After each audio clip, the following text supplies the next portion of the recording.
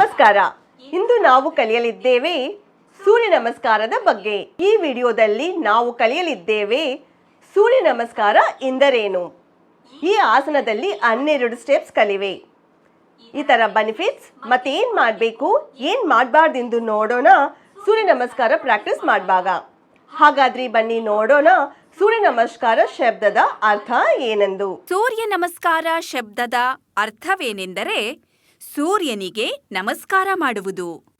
ಈ ಆಸನಕ್ಕೆ ಈ ಹೆಸರು ಏಕೆ ಇಟ್ಟಿದ್ದಾರೆಂದರೆ ಸಾಂಪ್ರದಾಯಿಕವಾಗಿ ಮಾಡಲಾಗುತ್ತಿತ್ತು ಸೂರ್ಯೋದಯದ ಸಮಯದಲ್ಲಿ.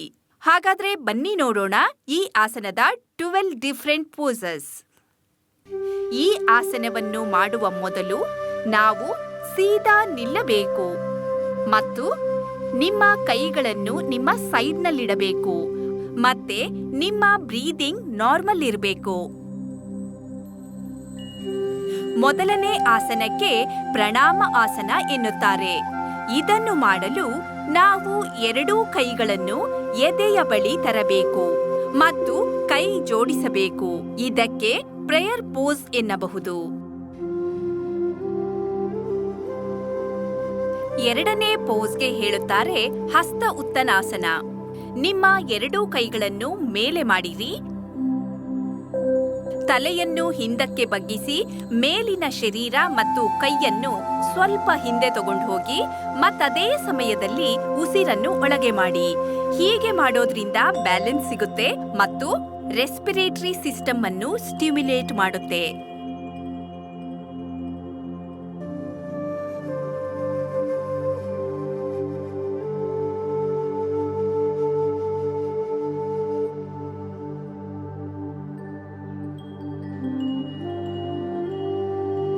ಮೂರನೇ ಆಸನ ಪದಹಸ್ತಹಾಸನ.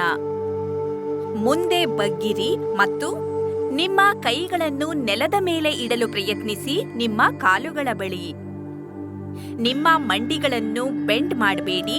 ಹೀಗೆ ಮಾಡುವಾಗ ಉಸಿರನ್ನು ಹೊರಗೆ ಬಿಡಿ. ಇದರಿಂದ ಬ್ಲಡ್ ಸರ್ಕ್ಯುಲೇಷನ್ ಹೆಚ್ಚಾಗುತ್ತೆ, ಬೆನ್ನು ಮತ್ತು ಕಾಲಿನ ಮಸಲ್ಸ್ ಸ್ಟ್ರೆಚ್ ಆಗುತ್ತೆ ಮತ್ತು ಸ್ಟಿಮ್ಯುಲೇಟ್ ಮಾಡುತ್ತೆ ನರ್ವ್ಸ್ ಮತ್ತು ಲಿಂಫ್ಯಾಟಿಕ್ ಸಿಸ್ಟಮ್ ಅನ್ನು.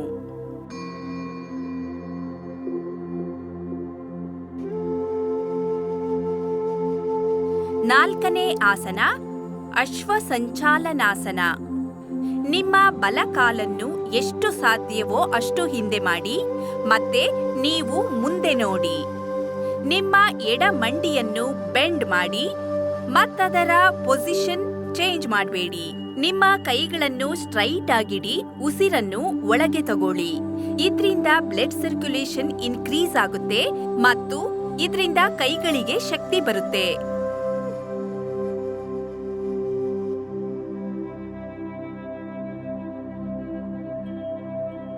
ಐದನೇ ಆಸನಕ್ಕೆ ಪರ್ವತಾಸನ ಎನ್ನುತ್ತಾರೆ. ನಿಮ್ಮ ಬಲಕಾಲನ್ನು ನಿಮ್ಮ ಎಡಕಾಲಿನ ಒಳಗೆ ತನ್ನಿರಿ, ನಿಮ್ಮ ಕೆಳಗಿನ ಭಾಗವನ್ನು ಮೇಲೆ ಮಾಡಿ. ನಿಮ್ಮ ತಲೆಯನ್ನು ನಿಮ್ಮ ಕೈಗಳ ಮಧ್ಯೆ ತನ್ನಿರಿ. ಕೈ ಮತ್ತು ಕಾಲು ಎರಡೂ ಸ್ಟ್ರೈಟ್ ಆಗಿರಬೇಕು. ನಂತರ ಉಸಿರನ್ನು ಬಿಡಿ. ಆರನೇ ಆಸನ ಅಷ್ಟಾಂಗ ನಮಸ್ಕಾರ.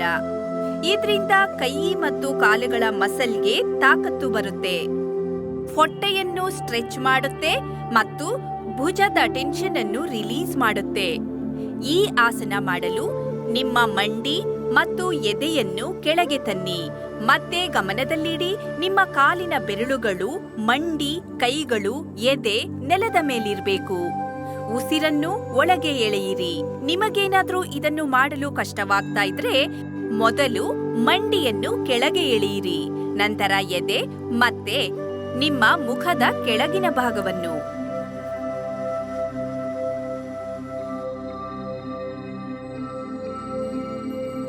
ಏಳನೇ ಆಸನ ಭುಜಂಗಾಸನ.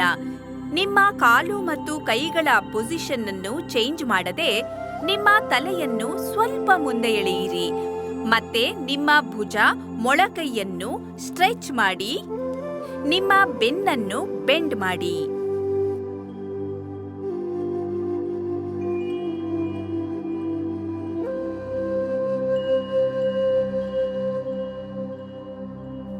ಮುಂದಿನ ಆಸನ ಪರ್ವತಾಸನ.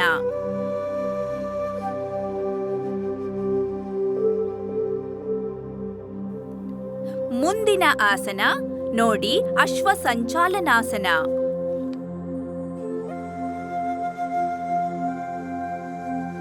ಮುಂದಿನ ಪೋಸ್ ನೋಡಿ ಹಸ್ತ ಉತ್ತನ ಆಸನ.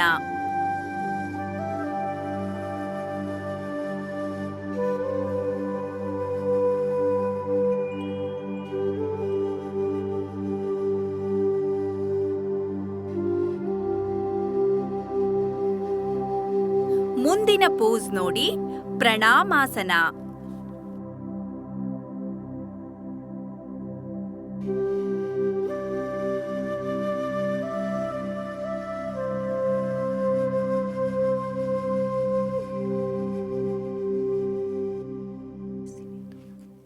ಬನ್ನಿ ನೋಡೋಣ ಸೂರ್ಯ ನಮಸ್ಕಾರದ ಬೆನಿಫಿಟ್ಸ್ ಏನೆಂದು. ಬ್ಲಡ್ ಸರ್ಕ್ಯುಲೇಷನ್ ಇಂಪ್ರೂವ್ ಮಾಡುತ್ತೆ,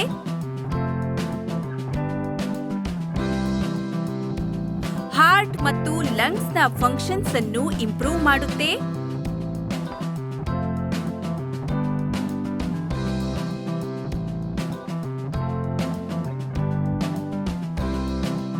ಸೊಂಟ ಮತ್ತು ಬೆನ್ನಿನ ಮೂಳೆಯನ್ನು ಫ್ಲೆಕ್ಸಿಬಲ್ ಮಾಡುತ್ತೆ,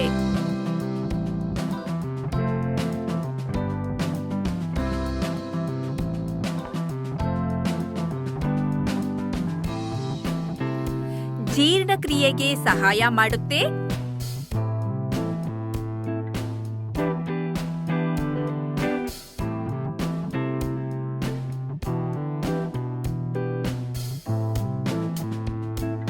ಕಾನ್ಸಂಟ್ರೇಷನ್ ಇಂಪ್ರೂವ್ ಮಾಡುತ್ತೆ,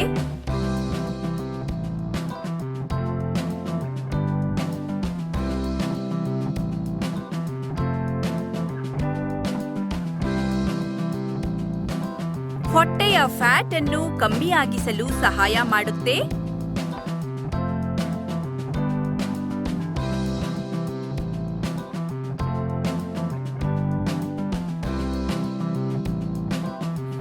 ಮನಸ್ಸಿಗೆ ಶಾಂತಿ ಸಿಗುತ್ತೆ, ಚೆನ್ನಾಗಿ ನಿದ್ದೆ ಮಾಡಲು ಸಹಾಯ ಮಾಡುತ್ತೆ.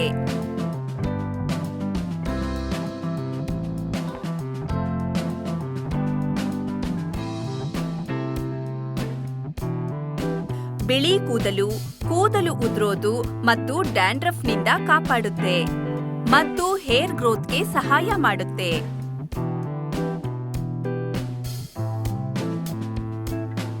ಸೂರ್ಯ ನಮಸ್ಕಾರ ಮಾಡುವಾಗ ಏನು ಮಾಡಬೇಕು ಮಾಡಬಾರ್ದೆಂದು ನೋಡೋಣ ಬನ್ನಿ. ಈ ಆಸನವನ್ನು ಖಾಲಿ ಹೊಟ್ಟೆಯಲ್ಲಿ ಮಾಡಬೇಕು ಅಥವಾ ಊಟ ತಿಂಡಿ ಮಾಡಿದ 3-4 ಗಂಟೆಗಳ ನಂತರ ಮಾಡಬೇಕು. ಪ್ರೆಗ್ನೆಂಟ್ ಲೇಡೀಸ್ ಮತ್ತು ಹಾರ್ಟ್ ಪ್ರಾಬ್ಲಮ್ಸ್ ಇರುವವರು ನಿಮ್ಮ ಡಾಕ್ಟರ್ ಬಳಿ ಇದರ ಬಗ್ಗೆ ಪ್ರಾಕ್ಟೀಸ್ ಮಾಡೋ ಮೊದಲು ಕೇಳಬೇಕು. ಮೆನ್ಸುರೇಷನ್ ಅಥವಾ ಪೀರಿಯಡ್ಸ್ ನ ಟೈಮ್ನಲ್ಲಿ ಇದನ್ನು ಮಾಡಬಾರದು.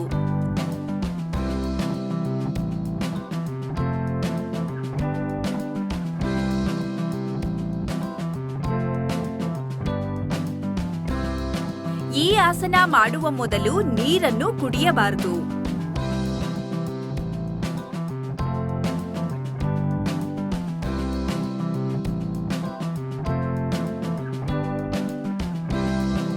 ಸೂರ್ಯ ನಮಸ್ಕಾರ ಪ್ರಾಕ್ಟೀಸ್ ಮಾಡಿದ 30 ನಿಮಿಷಗಳ ನಂತರ ಸ್ನಾನ ಮಾಡಬೇಕು.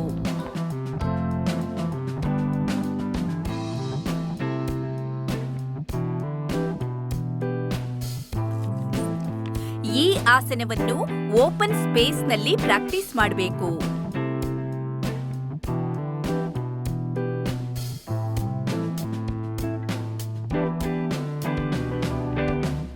ನೀವೆಲ್ಲರೂ ಸೂರ್ಯ ನಮಸ್ಕಾರದ ಬಗ್ಗೆ ತಿಳ್ಕೊಂಡಿದ್ದೀರಿ ಅಂತ ಅನ್ಕೊಳ್ತೀನಿ.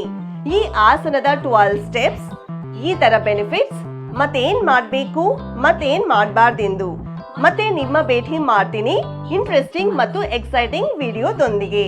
ಅಲ್ಲಿಯವರೆಗೆ thank you and good bye.